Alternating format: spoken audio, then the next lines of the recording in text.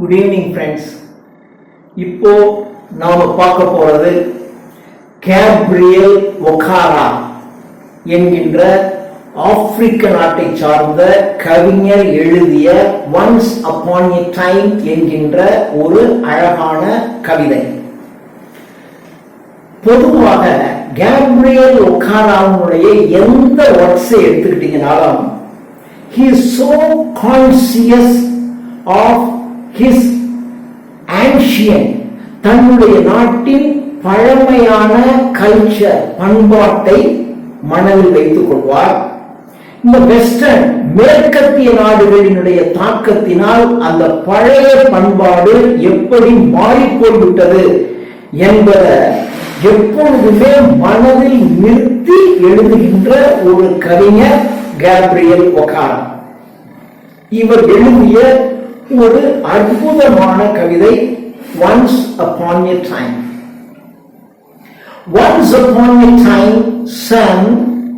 இந்த கவிதையை கவிஞர் தன்னுடைய சன் மகனிடம் உரையாடுவதை போல் இந்த கவிதையை எழுதியிருக்கிறார். உரையாடல் அப்படின்னா இவரும் பேசணும் மகனும் பேசணும், ஆனா உரையாடல் இல்லை.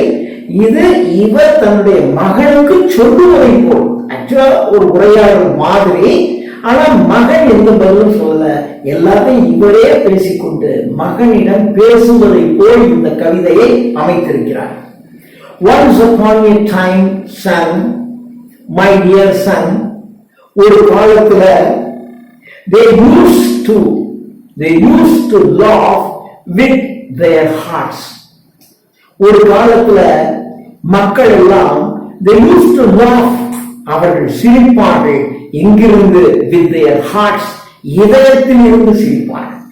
சிரிப்பு என்பது அவர்களுடைய இதயத்தில் இருந்து வரும். ஒரு காலத்தில் once upon a time, son, they used to laugh with their hearts and laugh with their eyes.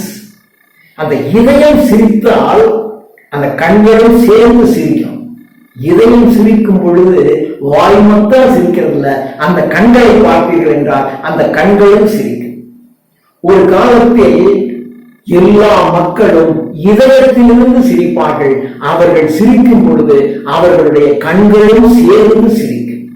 Once upon a time, son, they used to laugh with their hearts and laugh with their eyes.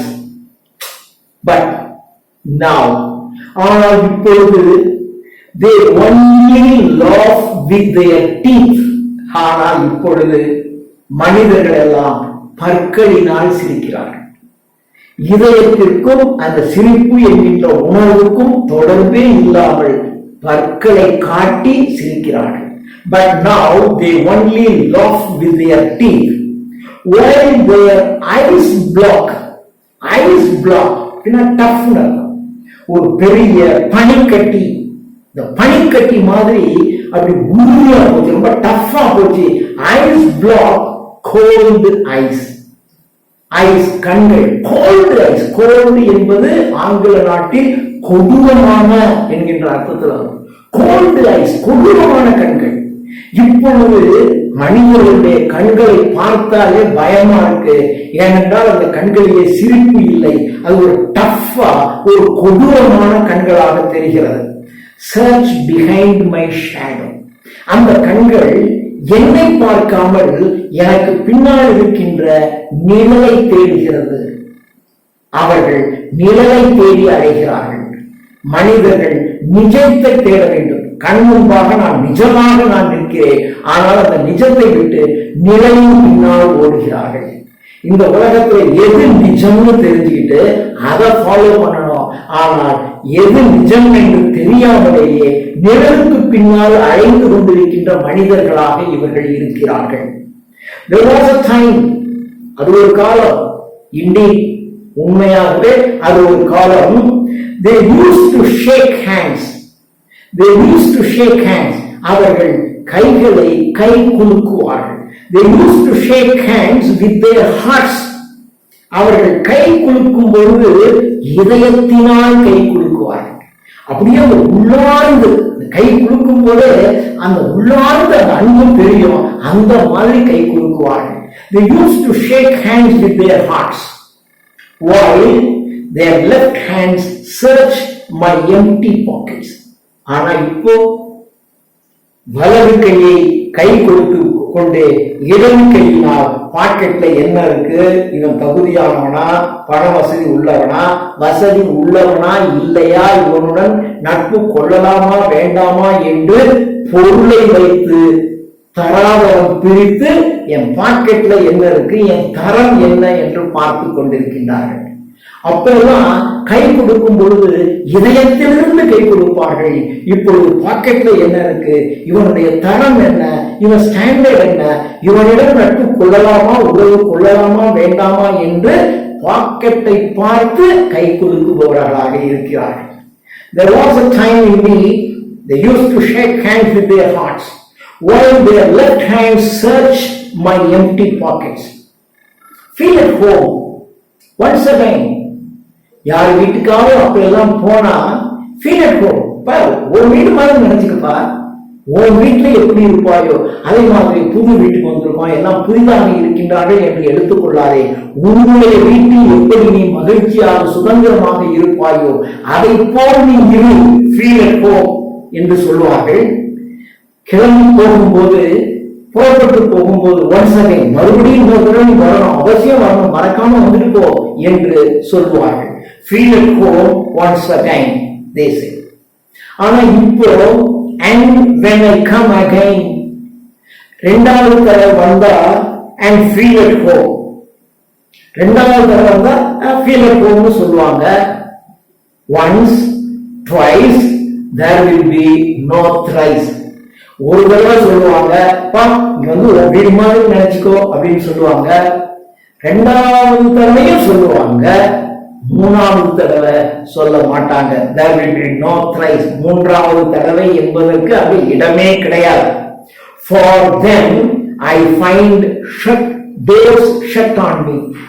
நான் ரெண்டாவது தடவை வந்துட்டு போகும்போது மூணாவது தடவையும் சொல்ல மாட்டாங்க. நான் போகும்போது தடாலுக்கு கதவை மூடுவார்கள். இன்னொரு தடவை இந்த பக்கம் வந்துடாத என்று உணர்த்துவதை போல் என் முதுகுக்கு பின்னால் கதவை மூடுவார்கள். இப்பொழுது so I have learned many things. ஆகையால் இந்த உலகத்தில் நான் பலவற்றை கற்றுக்கொண்டேன். I have learned many things and மகனே, நான் இந்த உலகத்தில் பலவற்றை கற்றுக்கொண்டிருக்கிறேன். I have learned to wear many faces. wear என்றால் அணிந்து கொள்ளுதல். இப்பொழுது நான் பல முகங்களை நான் அணிந்து கொண்டிருக்கிறேன். ஒரு மனுஷனுக்கு ஒரு முகம்தான், ஆனால் நவீன மனிதனுக்கு பல முகங்கள் உண்டு. இப்பொழுது நான் பல முகங்களை அணிந்து கொள்ள கற்றுக்கொண்டிருக்கிறேன். many faces like dresses, ஆடைகளை போல. காலையில் ஒரு ட்ரெஸ், ஆபீஸ்க்கு போகும்போது ஒரு ட்ரெஸ், வீட்டுக்கு வந்தா ஒரு ட்ரெஸ், நைட்டு தூங்கும் போது ஒரு ட்ரெஸ் என்று வேலைக்கு தகுந்தாற்போல், இடத்திற்கு தகுந்தாற்போல், ஒரு பெரிய ஃபங்க்ஷனுக்கு போனா ஒரு ட்ரெஸ், சாதாரண ஃபங்க்ஷனுக்கு போனா ஒரு ட்ரெஸ், ஆபீஸுக்கு போனா ஒரு ட்ரெஸ், சும்மா ஃப்ரெண்டை பார்க்க போறதுனா ஒரு ட்ரெஸ், வீட்டிலேயே ஓய்வு எடுக்கிறதுனா ஒரு ட்ரெஸ் என்று இடத்திற்கு தகுந்தாற்போல் எப்படி நாம் ஆடைகளை மாற்றிக் கொண்டிருக்கின்றோமோ அதை போல் இடத்திற்கு தகுந்தாற்போல் என்னுடைய முகத்தையும் நான் மாற்றிக் கொண்டிருக்கிறேன். I learned to wear many faces. பல முகங்களை அணிந்து கொள்வதற்கு நான் கற்றுக்கொண்டிருக்கிறேன். So I have learned many things. I have learned to wear many faces like dresses. Home face, வீட்டில் இருக்கிறதுக்கு ஒரு முகம், ஆபீஸ் ஃபேஸ், அலுவலகத்தில் இருக்கிறதுக்கு ஒரு முகம், ஸ்ட்ரீட் ஃபேஸ், தெருவில் போனா அங்கு ஒரு முகம், ஹோஸ்ட் ஃபேஸ், நாம் ஒரு விருந்தோம்பல் செய்பவராக இருந்தால் அப்போ ஒரு முகம், காக்டெயில் ஃபேஸ், நண்பர்களுடன் தண்ணீருக்கு போனா அங்க ஒரு முகம், will all their conforming smiles, with all their conforming smiles, conforming, pleasant, இனிமையான. தண்ணீருக்கு போய் ஃப்ரெண்ட்ஸ் கிட்ட போகும்போது அங்க ஒரு இனிமையான ஸ்மைல், ஹோம் வீட்டில் இருக்கும்போது ஒரு வகையான ஸ்மைல். இப்படி ஒவ்வொரு இடத்துக்கும் தகுந்தாற்போல் ஒரு வகையான முகத்தையும் அந்த முகத்திற்கு தகுந்தாற்போல் ஒரு புன்னகையையும் நான் கொண்டிருக்கிறேன். Like a fixed portrait smile. portrait என்றால் படம். ஒரு படத்தில் இருக்கக்கூடிய உருவத்தின் முகத்தில் இருக்கிற அந்த ஸ்மைல், ராத்திரி 12 மணிக்கு பார்த்தா அந்த ஸ்மைல் அப்படித்தான் இருக்கும், காலையில் 6 மணிக்கு பார்த்தா அப்படித்தான் இருக்கும், மத்தியானம் 12, ஒரு நாளில் எந்த நேரத்தில் பார்த்தாலும், ஒரு ஆண்டில் எப்பொழுது பார்த்தாலும் அந்த முகத்துல அதே ஸ்மைல் இருக்கும். அது மாதிரியான ஒரு ஸ்மைல்.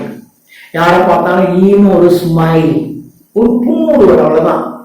அதை மாதிரி உள்ளத்துக்கு எனக்கு என்ன தோன்றினாலும் வெளிக்கு நான் ஒரு போர்ட்ரைட் ஸ்மைல், ஒரு படத்தில் இருக்கக்கூடிய ஸ்மைலை போல் ஒரு புன்முறுவலை நிரந்தரமாக என் முகத்தில் பொய்யாக வைத்துக் கொண்டிருக்கிறேன். Like a fixed portrait smile. And I have learned to laugh with only my teeth. இப்பெல்லாம் நான் பற்களினால் சிரிப்பது எப்படி என்பதை நான் கற்றுக்கொண்டேன். ஒரு காலத்தில் நாங்கள் உள்ளத்தினால் சிரித்தோம், இப்பொழுது பற்களினால் சிரிப்பது எவ்வாறு என்பதை நான் கற்றுக்கொண்டேன். And I have learned to laugh with only my teeth and shake hands without my heart. இதயத்தின் வழியாக இல்லாமல் ஒருவரிடம் கை கொடுப்பது. சும்மா ஹலோ ஹாய், ஹாய், சும்மா ஒரு கை நீட்டி கை குலுக்குவது என்பதை and shake hands without my heart. I have also learned to say, நான் இதையும் கற்றுக்கொண்டிருக்கிறேன், goodbye when I mean good riddance. அப்பாடா தொலைஞ்சாண்டா என்று மனதிற்குள் எண்ணிக்கொண்டு, ஆனால் கை கொடுத்து அவரை வழியெடுக்கும் போது குட் பை, உங்களுடன் நான் இருந்ததில் மகிழ்ச்சியாக இருந்தேன், குட் பை என்று எப்படா தொலைவான் என்று என்னுடைய உள்ளம் நினைத்துக் கொண்டிருந்தாலும் வெளியில் குட் பை என்று சொல்ல கற்றுக்கொண்டிருக்கிறேன். When I meet good riddance, to say glad to meet you, glad to meet you, உங்களை சந்திப்பதில் நான் சந்தோஷமாக இருக்கிறேன் என்று without being glad, மகிழ்ச்சியாக இல்லாமலே உங்களை சந்தித்ததில் நான் மிகவும் மகிழ்ச்சியாக இருக்கிறேன் என்று நான் சொல்ல கற்றுக்கொண்டேன். எப்படா தொலைவான் என்று உள்ளத்தில் நினைத்துக் கொண்டு குட் பை என்று சொல்வதற்கு நான் கற்றுக்கொண்டிருக்கிறேன். உள்ளத்தினால் இல்லாமல் கை குலுக்குவதை கற்றுக்கொண்டிருக்கிறேன். பற்களினால் சிரிப்பது எப்படி என்பதையும் நான் கற்றுக்கொண்டிருக்கிறேன். To say glad to meet you without being glad, and to say it has been nice talking to you after being bored. ஒருத்தன் 1 மணி நேரம் 1/2 மணி நேரம் நம்ம போர் அடிச்சிருக்கான், எப்படா இவன் நம்மள குடுவான உள்ளத்துல இருந்தாலும் அவன் கிளம்பி போகும்போது it has been nice talking to you, உங்களோட பேசிக்கிட்டு இருந்தது நான் ரொம்ப மகிழ்ச்சியாக இருக்கிறேன், எப்படா இவன் அந்த அருவிலிருந்து போவான், இந்த அருப்பிலிருந்து எப்படா தப்பிக்கிறது என்று நினைத்துக் கொண்டு அவன் இந்த இடத்தை விட்டு கிளம்பும் போது it has been nice to talking to you என்று பொய்யாக சொல்ல நான் கற்றுக்கொண்டிருக்கிறேன். பட் believe me son, மகனே நீ என்னை நம்பு, believe me, I want to be what I used to be. I used to be என்றால் I was, நான் எப்படி இருந்தேனோ அதை போலவே நிச்சயமாக நான் இப்பொழுதும் இருக்க விரும்புகிறேன், நீ நம்பு. நான் மாறிவிட்டேன் நிறைய, ஆனால் நான் எப்படி அந்த காலத்தில் இருந்தேனோ அதை போலவே இப்பொழுதும் நான் இருக்க விரும்புகிறேன் என்பதை நீ நம்பு மகனே என்று சொல்கிறார். When I was like you, உன்னை போல் நான் சிறுவனாக இருந்த பொழுது I want to unlearn all these muting things. Unlearn, learn கத்துக்கிறது, unlearn அப்படின்னா கத்துக்கிறது விட்டுறது. All these muting things, all these silent things, அப்படியே உட்கார்ந்துருக்கு. அப்பெல்லாம் இந்த சைலண்டா இருக்கிற விஷயங்கள் எல்லாம் ஐ unlearn, நான் அதெல்லாம் கத்துக்கல. எங்களில் எப்பொழுதும் உளமாற சிரித்து மகிழ்ச்சியாக இருப்பதைத்தான் கற்றுக்கொண்டேன். இப்பொழுது ஐ வாண்ட் டு அன்லர்ன், இவைகளெல்லாம் நான் கற்றதை மறக்க நான் விரும்புகிறேன். When I was like you, I want to unlearn all these muting things. Most of all, I want to relearn. நான் சிறுவயதில் கற்றுக்கொண்டிருந்தேன், இப்போ நிறைய நானே மாறி போயிட்டேன். இப்பொழுது மீண்டும் சிறுவனாக நான் இருந்த பொழுது எப்படி உளமாற சிரித்தேனோ, உள்ளத்தால் கை கொடுக்கினேனோ, கண்களினால் சிரித்தேனோ, அவையெல்லாம் மறுபடியும் நான் கற்றுக்கொள்ள விரும்புகிறேன். Most of all, I want to relearn how to laugh, for my laugh in the mirror shows only my teeth like a snake's bare fangs. நான் உளமாற சிரிக்க விரும்புகிறேன்.